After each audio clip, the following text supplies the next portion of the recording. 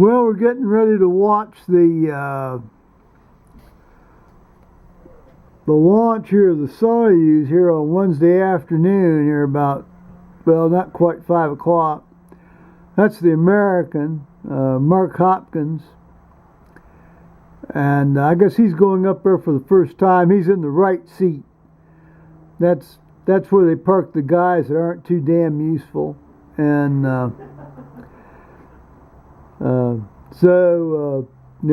that's where they park the space tourists sometimes. These millionaires that go up there. They haven't done that for a while, but now you had Elon Musk. Now Elon Musk sort of redeemed himself by, founding this outfit called SpaceX and the Dragon and getting involved in some of the spaceflight stuff. Proceeding to this evening's launch about 8 minutes from now. There's live in-cabin view of the crew. Yeah. Again, that object you see floating over the crew is a toy cat. Well, we pray to God that these guys get up there safely, even despite the fact that the fellow who's the commander of this little capsule and the pilot that's going to fly it in here later tonight is, he's taking this toy cat that his daughters have given him, up there. I mean, I can think of any number of other things that might be done for a cat in space. Now complete. At this point in the countdown, the Soyuz's first stage steering jets are in the ready-to-launch position, and ground commands have been received from the rocket. Now, apparently, these guys listen to a lot of music while they're lying up there, waiting to get,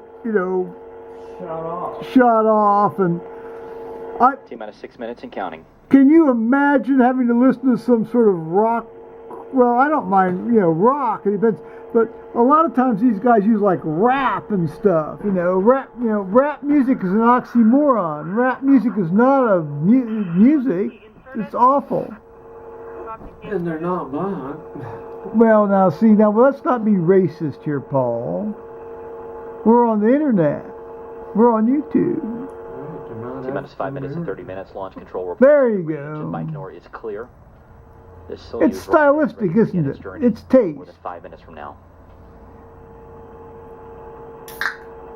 They have an escape tower.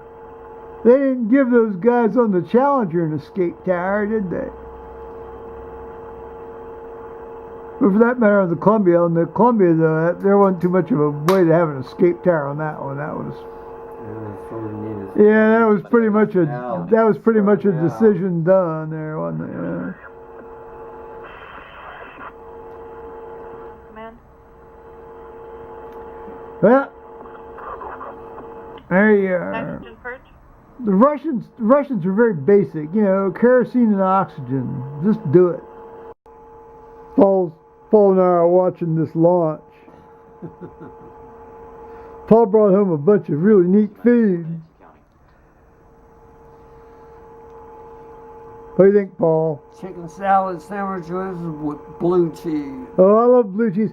We had sort of a blue cheese moment last night because I dug out some old eggs that Paul had brought home that had a lot of blue mold on it, and it was very wonderful. I cooked it up with some olive oil and some other things, and I enjoyed it greatly, but I don't think Paul did, but I know I did. I ate it. It tasted great. Oh, well, yes, it did. Well, of course it did. It was magnificent. Now, here we are, guys. 1 minute and counting. The Soyuz is now on internal power, and we have auto sequence start.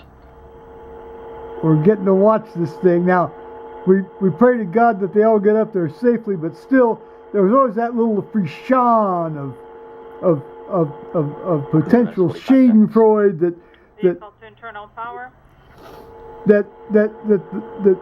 human beings have inside themselves that say, oh, Tower's going down. what happens if it blows up?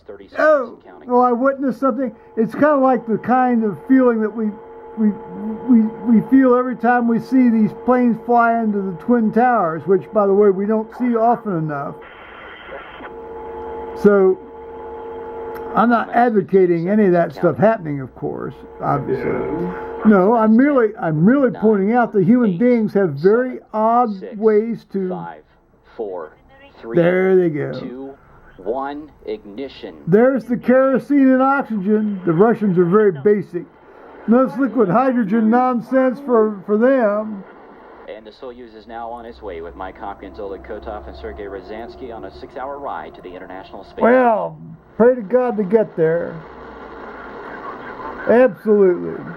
Isn't that neat as hell? I think that's neat as hell. I'm a space junkie. I really am. Docking tonight. 10 o'clock tonight Eastern time.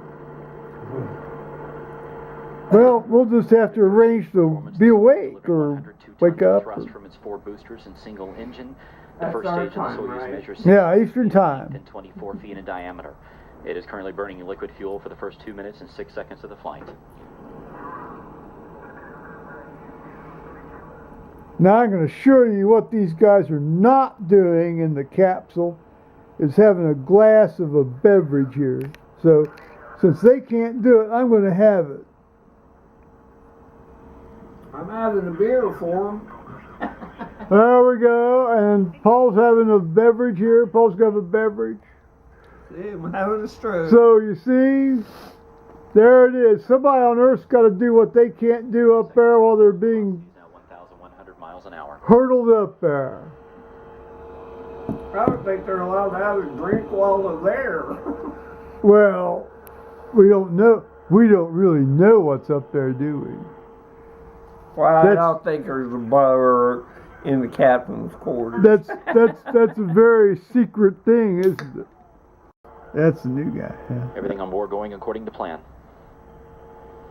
First time. Well, we all know that according to plan sometimes doesn't mean it is going to go according to plan, don't we? Any of us who've been around in the world for a while. Vibration.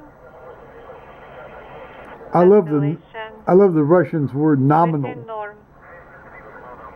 Are these all 3 Americans? No. We got 1 American and 2 Normal Russians. operation of the systems. Yeah. Well, now we're reflecting back at me.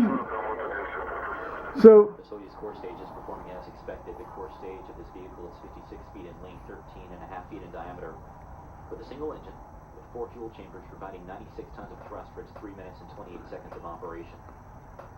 The stage will continue to burn until the 4-minute 43-second mark. The Soyuz uses what's called a hot stage technique. The third stage will ignite while the second stage is still burning. This is why the Soyuz has an open area in between the second and third stages. An open area. say what you like about the Russians. They're very task focused. Second stage is You separate. need to get them up there. They've been very reliable. Current altitude 105 miles. Through the separation. What's that thing Third floating stage. around? Now there you see the Russian commander and then the other Russian in the left seat.